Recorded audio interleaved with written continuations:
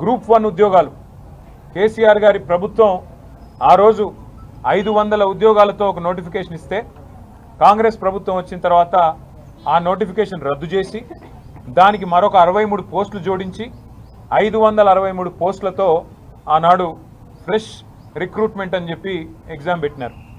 మీకు ఒక్క విషయం నేను గుర్తు చేస్తా ఉన్నా, రాష్ట్రంలోని నిరుద్యోగ యువతకి, మా తమ్ముళ్ళకి, మా చెల్లెలందరికీ గుర్తు చేస్తా ఉన్నా.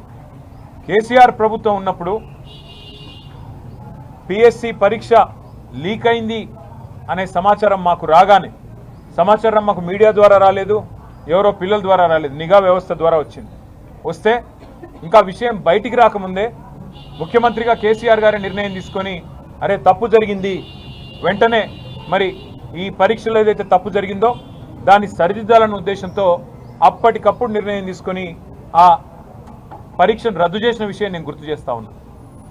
కానీ ఈ ప్రభుత్వం 500 ఉన్న పోస్టులను ఒక 63 మాత్రమే పెంచి ఆ 563 పోస్టులకు ఒక పరీక్ష పెట్టి ఆ పరీక్షలో అవకతవకలు జరిగినాయి, మీరు సరైన జీవో ఇవ్వలేదు, గత ప్రభుత్వం కేసీఆర్ ప్రభుత్వం ఇచ్చిన జీవో 55లో ఎస్సీ ఎస్టీ బీసీ మైనారిటీలకి దానివల్ల న్యాయం జరిగింది, మీరు జీవో నెంబర్ 29 ద్వారా అన్యాయం చేస్తున్నారు, దయచేసి సవరించండి అంటే సవరించలేదు, పెడచెవిన పెట్టినారు.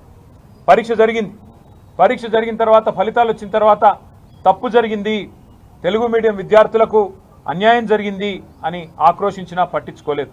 అట్లాగే కొన్ని సెంటర్లలో పరీక్ష రాసిన వాళ్ళకి ఎక్కువ మార్కులు వచ్చినాయి, వరుసగా రూల్ నెంబర్లు ఉన్న వాళ్ళకి ఎక్కువ మార్కులు వచ్చినాయి, ఇవాల్యుయేషన్లో కూడా ఏదో ఖచ్చితంగా కుంభకోణం జరిగింది.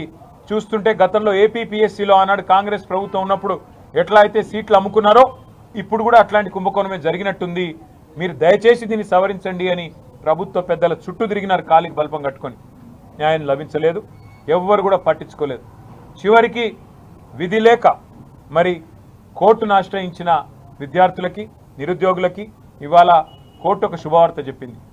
ఎస్, మీరు చెప్పేది కరెక్టే, ఏదో లోటుపాట్లు ఖచ్చితంగా జరిగినాయి ఈ పరీక్ష నిర్వహణలో, ఈ పరీక్షను రద్దు చేయండి లేదా రీవాల్యుయేషన్ చేయండి అని 8 నెలల లోపల ఈ కార్యక్రమాన్ని చేయాలని చెప్పి రాష్ట్ర ప్రభుత్వానికి కోర్టు ఆదేశించడం జరిగింది. నేను రాష్ట్ర ప్రభుత్వాన్ని ఒకటే కోరుతా ఉన్నా, బేసిజానికి పోకండి, అనవసరపు హడావుడి చేయకండి, పిల్లల బాధ వినండి. ఎందుకంటే వాళ్ళు ఏండ్ల తరబడి ప్రిపేర్ అయినారు, వాళ్ళ ఓట్లతోనే మీరు గెలిచినారు, వాళ్ళ కష్టంతోనే ఇలా మీరు గద్దెనెక్కి కూర్చున్నారు. వాళ్ళకు అన్యాయం చేయకండి, వాళ్ళను ఏదో రాజకీయ రంగు పులిమి వాళ్ళని ఇలా అడ్డం పెట్టుకొని గలీజు రాజకీయం చేయొద్దని చెప్పి నేను కోరుతా ఉన్నా. కోర్టు చెప్తా ఉంది, మేము చెప్పట్లేదు, స్పష్టంగా చెప్పింది పరీక్షను రద్దు చేయమని. మేము కూడా డిమాండ్ చేస్తూ ఉన్నాం. భారత రాష్ట్ర సమితి తరఫున నేను పిల్లలతో ఇప్పటిదాకా మాట్లాడినాను, మీరేమనుకుంటున్నారు కోర్టు తీర్పు వచ్చిన నేపథ్యంలో ఏం కావాలి అని అడిగాను. వాళ్ళు 3-4 విషయాలు చెప్పారు, అదే మా పార్టీ తరఫున నేను కూడా డిమాండ్ చేస్తూ ఉన్నా. మొట్టమొదటిది ఖచ్చితంగా తిరిగి గ్రూప్ 1 పరీక్షను, ఎందుకంటే ఒకసారి వాల్యుయేషన్లో తప్పు జరిగింది అన్న తర్వాత మళ్ళీ తిరిగి వాల్యుయేషన్ చేయించినా నమ్మకం కుదరదు పిల్లలకి. ఎవరికైతే గతంలో తక్కువ మార్కులు వచ్చినా, ఈసారి ఎక్కువ మార్కులు వచ్చినా, లేదా గతంలో ఎక్కువ మార్కులు వచ్చిన వాళ్ళకి ఇప్పుడు తక్కువ మార్కులు వచ్చినా దాన్ని సరిదిద్దే ప్రయత్నం రీవాల్యుయేషన్తో చేసినా పిల్లలు సంతృప్తి పడరు. అందుకే కొంత ఇబ్బంది అయినా, తల్లిదండ్రులకు కూడా కొంత బరువుగా అనిపించినా రీఎగ్జామినేషన్ పెట్టడం మినహా మరో ప్రత్యామ్నాయం లేదు. తప్పకుండా రీఎగ్జామినేషన్ పెట్టాలి అని బీఆర్ఎస్ తరఫున మేము కూడా ప్రభుత్వాన్ని డిమాండ్ చేస్తూ ఉన్నాం. రెండవది, ఎక్కడ జరిగింది తప్పు? పిఎస్సిలో జరిగిందా? మీ ప్రభుత్వంలో ఉన్న వాళ్ళు ఎవరైనా పెద్దలు ఈ కుంభకోణంలో భాగమైనారా? ఎట్లా వాల్యుయేషన్లో ఇంత పెద్ద ఎత్తున మిస్టేక్స్ జరిగినాయి? తప్పకుండా నిజం నిగ్గుదేలవలసిన అవసరం ఉన్నది. అందుకే ఒక జ్యుడిషియల్ కమిషన్ వేయాలని చెప్పి మేము డిమాండ్ చేస్తూ ఉన్నాం. జ్యుడిషియల్ కమిషన్ ఒక హైకోర్టు సిట్టింగ్ జడ్జి కానీ, సుప్రీంకోర్టు సిట్టింగ్ జడ్జి కానీ, లేదా రిటైర్డ్ న్యాయమూర్తి ద్వారా కానీ ఒక కమిషన్ వేయండి. ఎక్కడ లోటుపాట్లు జరిగినాయి, పిఎస్సిలో ఎక్కడ అవినీతి ఉన్నది, ప్రభుత్వంలో ఎక్కడ అవినీతి ఉన్నది, ఎవరు అమ్ముకున్నారు ఈ పోస్టులు, ఎక్కడ జరిగింది లోటుపాట్లు, తప్పకుండా బయటికి రావాలి. మళ్ళీ భవిష్యత్తులో కూడా ఇట్లాంటి జరగకూడదంటే, భయం ఉండాలంటే ఒక జ్యుడిషియల్ కమిషన్ ద్వారా ఎంక్వైరీ చేయించాలని చెప్పి కూడా మేము డిమాండ్ చేస్తూ ఉన్నాం. ప్రభుత్వానికి మళ్ళీ నేను విజ్ఞప్తి చేస్తూ ఉన్నా, బేసిజానికి పోయి మేమే కరెక్టు అని ఎవరు అడ్వైజ్ చేయగానే అర్జెంటుగా డివిజన్ బెంచ్కి పోవడం, పిల్లలకు తప్పన్నట్టు మళ్ళీ అక్కడ వాదించడం, ఇది పద్ధతి కాదు, ఇది మంచి సంస్కృతి కూడా కాదు.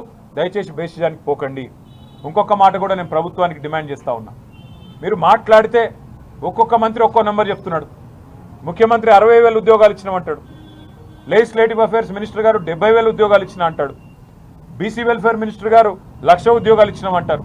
అసలు మీ ప్రభుత్వంలోనే ఒకరికొకరికి ఏం జరుగుతుందో తెలియదు. అసలు అబద్ధం చెప్పినా అతికినట్టు ఉండాలా. మంత్రులు ఒకరేమో 1,00,000 అని, ఒకరేమో 70,000 అని, అట్లాగే మరొకరేమో ముఖ్యమంత్రి గారేమో 60,000 ఉద్యోగాలంటే ప్రజలు నవ్వుకుంటా ఉన్నారు. ఇచ్చిన ఉద్యోగాలకే మళ్ళీ తిరిగి నియామక పత్రాలు ఇస్తూ ఉన్నారు. ఇంకా విచిత్రం అది. ఎప్పటి నుంచో వీఆర్ఓలుగా పనిచేస్తున్న వాళ్ళని వాళ్ళకు జీపీఓ అని కొత్త పేరు పెట్టి వాళ్ళను మళ్ళీ ఒకసారి ఎల్బీ స్టేడియంలో మేమేదో ఉద్యోగాలు ఇస్తున్నామంటే నవ్విపోతురు కాక నాకేమి సిగ్గన్నట్టుగా ఈ ప్రభుత్వ వ్యవహారం ఉంది. ఈ 2 లక్షల ఉద్యోగాల విషయంలో మీరు ఇచ్చిన మాట, ఇవాళ మీరు చెబుతున్న అబద్ధాలు, వీటి విషయంలో నేను రాష్ట్ర ప్రభుత్వాన్ని డిమాండ్ చేస్తా ఉన్నా.